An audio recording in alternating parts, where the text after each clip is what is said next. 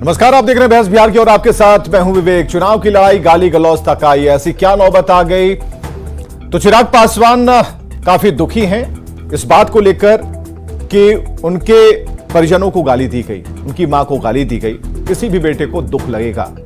दुख तब और बढ़ जाता है जब राजनीतिक लड़ाई अलग होती है, व्यक्तिगत बातें अलग होती हैं, आपसी रिश्ते अलग होते हैं और वैचारिक लड़ाई जो है अलग होती है। ऐसी स्थिति में दुख इस बात का है कि सामने खड़े होकर आपने सुन कैसे लिया। हालांकि तेजस्वी ने साफ तौर पर कहा है कि मेरे संज्ञान में बात आई, हमारे पास भी वीडियो उपलब्ध हुआ। किसने किया? भीड़ में किसी ने किया है, उसकी जानकारी उन्हें नहीं है। और क्या कोई टॉलरेट करेगा अगर ऐसी बात होगी? तो ये तेजस्वी ने ये बात कही है। एक छोटी सी रिपोर्ट दिखाते हैं, उसके बाद लौटते हैं। 2024 की चुनावी लड़ाई गाली तक आई। पहले फेज की वोटिंग में महज कुछ घंटे ही बाकी हैं, लेकिन उसके पहले वायरल हुए एक वीडियो ने बिहार ही नहीं बल्कि पूरे देश की राजनीति को गरमा दिया है।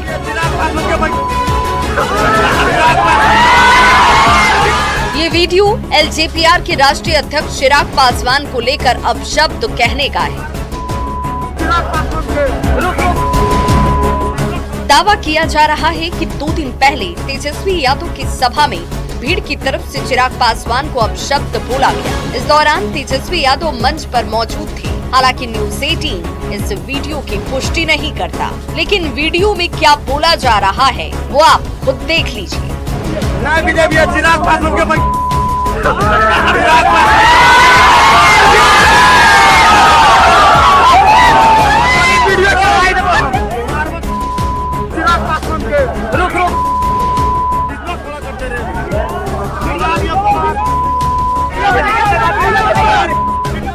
वीडियो से दुखी एलजेपीआर के अध्यक्ष चिराग पासवान ने कहा कि महिलाओं का अपमान जंगल राज की याद दिलाता है। चिराग ने कहा कि तेजस्वी के सामने ऐसी बातें बोली जा रही हैं और वे चुप हैं। अगर वे तेजस्वी की जगह मंच पर होते तो ऐसा नहीं होने देते।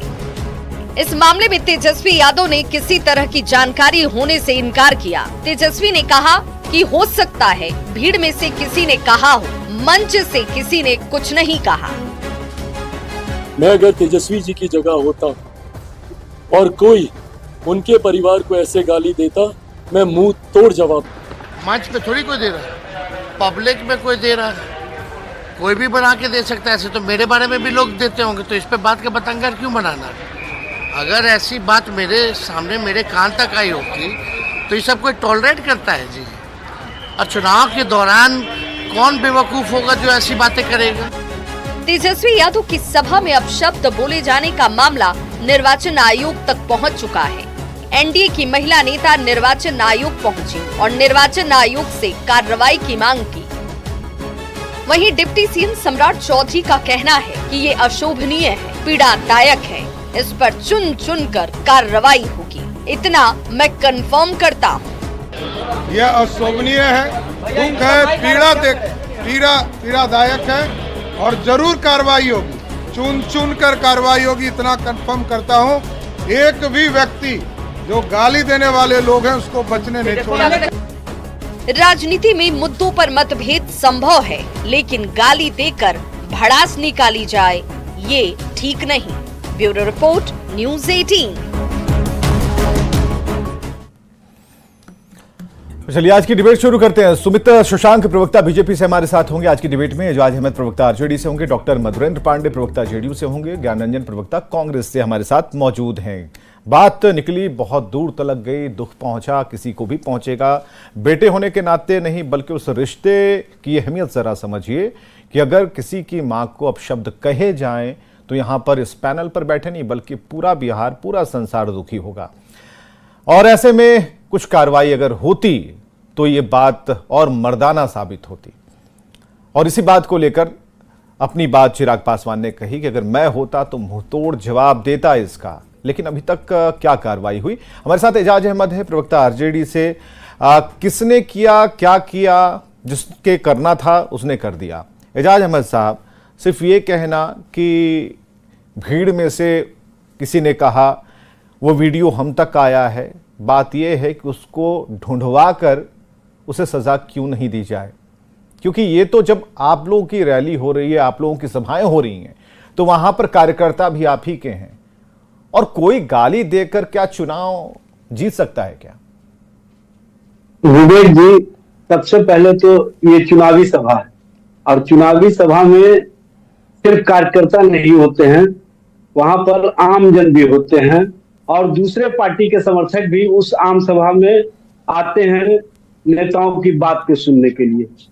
और जिस तरह से मीडिया हाइप बनाया जा रहा है या परसेप्शन खड़ा किया जा रहा है, इस मामले में जब नेता प्रतिपक्ष ने स्पष्ट कर दिया कि मन से कोई ऐसी बातें नहीं कही गई, और मेरे संज्ञान में उस समय नहीं था, मैंने बाद में वीडियो देखा, तो जिनके भी संदर्भ में मामले आए हैं या जिसने भी इस तरह का कृत्य किया है, उनकी पहचान जब हो जाएगी तो आपको भी पता चल जाएगा और लोगों को पता चल जाएगा कि ये किस तरह से साजिशन या कहीं ना कहीं जो तेजस्वी प्रसाद यादव का ऑरा बढ़ रहा है, जो तेजस्वी हमें ये प्रसाद बताइए, यादव के प्रति समर्थन ये और विश्वास जो दिख रहा है, तस्वीर हम दिखा रहे हैं, उसको एक मिनट एजाज भाई, ये इस तरह की राजनीति एजाज भाई आपसे ही आज की लंबी जा बात सकती है, करनी है, ये रुकिए ना। समझने की आवश्यकता है।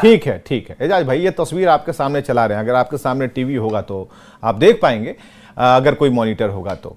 सभा चल रही है, तेजस्वी यहां पर भाषण दे रहे हैं, लेकिन एक और सीनियर लीडर हमें नजर आते हैं साइड में, जब थोड़ा सा ये मोबाइल वाला कैमरा साइड होता है, और वो चुप कराते हैं, कोशिश कर रहे हैं कि भाई शांत हो जाइए, शांत हो जाइए, उनका भी नाम लिया जाता है। हमें जरा ये बताइए कि क्या उसे अभी तक पहचान नहीं पाया गया, और जिन्हें शांत करा रहे थे सिर्फ शांत करने की बात थी, वहां तो माइकिंग बंद कर देनी चाहिए थी, वहां तो खुद तेजस्वी को बुलाना चाहिए था कि देखिए गाली दे रहा है, तब कोई मर्दाना बात होती ना। विवेक जी, सबसे पहले तो तेजस्वी जी अपनी बात कह रहे थे, और तेजस्वी जी उन बातों को सुने भी नहीं, और आप क्यों इस तरह का मामले को डाइवर्ट कर रहे हैं? नहीं, हम डाइवर्ट कहां कर रहे हैं? अरे मामला अपने ट्रैक पर है एजाज अहमद, मामला अपने ट्रैक पर है भाई, हमसे डाइवर्ट नहीं कर रहे हैं। हम बस इतना कह रहे हैं कि ठीक है, तेजस्वी यादव के पास वीडियो बाद में पहुंचा, लेकिन आप स्क्रीन पर देखिए कि तेजस्वी यादव के बगल में या फिर तीसरे पंक्ति में जो लोग खड़े हैं, जो शांत कराने की कोशिश कर रहे हैं, जो वीडियो बना रहा है, जो गालियां दे रहा है, क्या इतनी दूरी थी मंच की? क्या और कार्यकर्ताओं को नहीं कहा जा सकता कि इसको चिन्हित करो? ये गालियां कैसे दे सकता है? विवेक जी, तेजस्वी जी पोडियम पर खड़े होकर के भाषण दे रहे थे, और जो वीडियो बन रहा था वो नीचे में बन रहा था, तो नीचे में क्या हो रहा है, क्योंकि भाषण देने वाला का जो कंसंट्रेशन होता है वो आम जन की ओर होता है, और आम जन उनकी बातों को जिस तरीके से सुन रहे थे, और जिस तरह से तेजस्वी जी नौजवानों के रोजगार नौकरी की बात कर रहे थे, जिस तरह से तेजस्वी जी आरक्षण की व्यवस्था की बात कर रहे थे, वो एक कदम दूर आपके ही कार्यकर्ता जो मंच पर खड़े होते हैं वो सारी बातें सुन लेते हैं। एक कदम दूर तेजस्वी से, एक कदम दूर आरजेडी के कार्यकर्ता सीनियर लीडर सुन लेते हैं, लेकिन चुप कराते हैं, कहते हैं आप शांत हो जाइए, और एक कदम में आवाज नहीं आती। देखिए विवेक जी, इस तरह की राजनीति और इस तरह का राजनीति परसेप्शन कहीं ना कहीं, कोई परसेप्शन नहीं है, हमें कोई मानक सेट नहीं करना है। देखिए आप लोगों ने जो किया है, सुनिए, आप लोगों ने जो किया है उसके आधार पर जनता आपको वोट देगी। आपके सामने वाले ने जो विकास किया है नहीं किया है उसका हिसाब हो जाएगा, कल ही वोटिंग होनी है। लेकिन हमारा सवाल है कि राजनीति क्या उसका स्तर है, उसका लेवल है, क्या इतना गिर गया है? ऐसे फरी आइएगा मैदान में। सुमित शशांक, एक मिनट, अब जरा आगे बढ़ने दीजिए। सुमित शशांक, प्रवक्ता बीजेपी से। विवेक जी, मैं आपके माध्यम से बिहार का प्रत्येक व्यक्ति जो इस चैनल को देख रहा है उससे ये पूछना चाहता हूं और बताना चाहता हूं कि मां वो अलौकिक शब्द है जिसके स्मरण मात्र से ही व्यक्ति का जरा नाम ठीक कर दीजिएगा। सारी पीड़ाएं जो है वो समाप्त हो जाती चल रहा है। हाँ, और कहीं ना कहीं मां तो पवित्रता त्याग की मूर्ति होती है, और ये लोग कहीं ना कहीं मां को अपमानित करने का काम करते हैं, मां के बारे में गलत शब्दों का प्रयोग जो है ये बिहार का प्रत्येक व्यक्ति देख रहा है। ये किस प्रकार के मापदंड जो है ये बनाना चाहते हैं, किस प्रकार के समाज का निर्माण करना चाहते हैं, किस प्रकार की चरित्रता इनके पार्टी के नेताओं के बीच में भरी हुई है, यह भी तो समझने की बात है। वहां बैठा हुआ एक व्यक्ति कहता है कि एक पार्टी के नेता को संबोधित करते हुए कहता है और वो मंच पर से उसको इशारे करते हैं। क्या उन्हें नहीं जानते थे क्या? ये बिल्कुल ऐसे लोगों को जानते थे और ये कहीं ना कहीं प्रायोजित तरीके से एक दलित आदिवासी महिला को प्रताड़ित करने का और कहीं ना कहीं ये विजय भैया कौन है? उनको एक मिनट अपमानित करने का काम किया गया है। सुमित भाई एक मिनट, एजाज अहमद साहब, ये विजय भैया कौन है जो वीडियो बना रहा है? विजय भैया कह रहा है, जान रहा होगा ना? एजाज अहमद जी, विजय भैया की आवाज आ रही थी। कौन थे ये विजय भैया जो सुन रहे थे, शांत करा रहे थे? ये मैं बार बार आपको कह रहा हूं कि ऑडियंस में कौन क्या बोल रहा है और कौन क्या वीडियो बना रहा है, किस तरह से उसको प्रस्तुतिकरण किया जा रहा है, इसमें कौन लोगों की साजिश है, सब कुछ सामने आ जाएगा। और कभी ऐसा नहीं होता है कि जिस पार्टी के नेता हो उस पार्टी के नेता के सामने इस तरह की बातें हो जाए।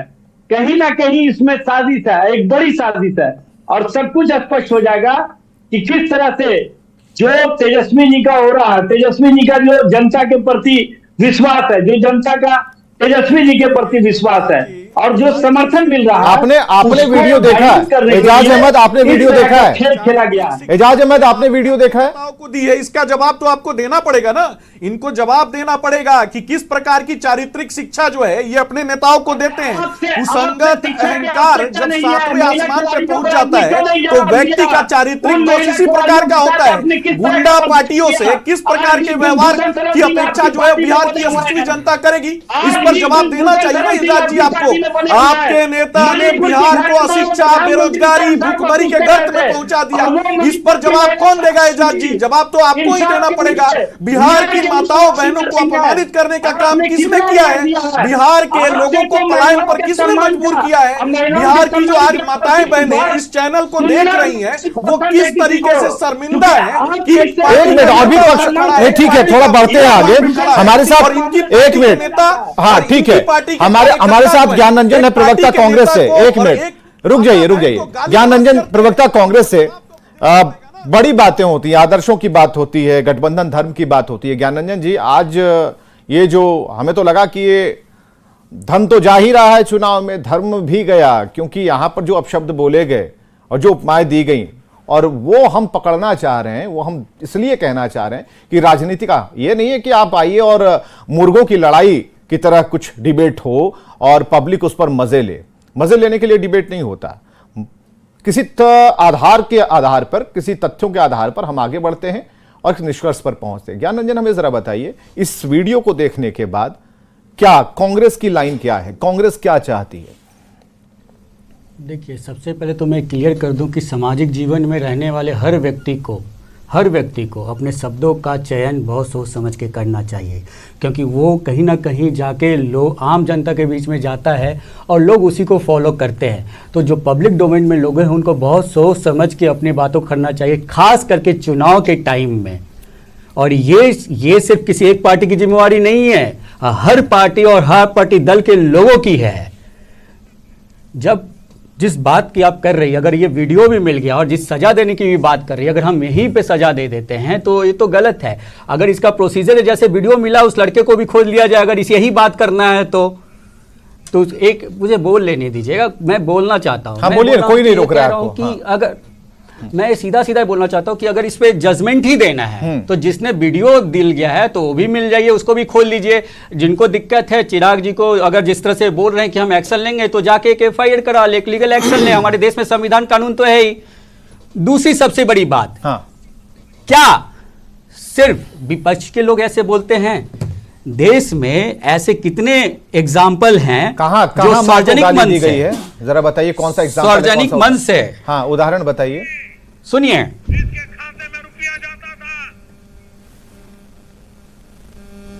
क्या सुना रहे हैं आप?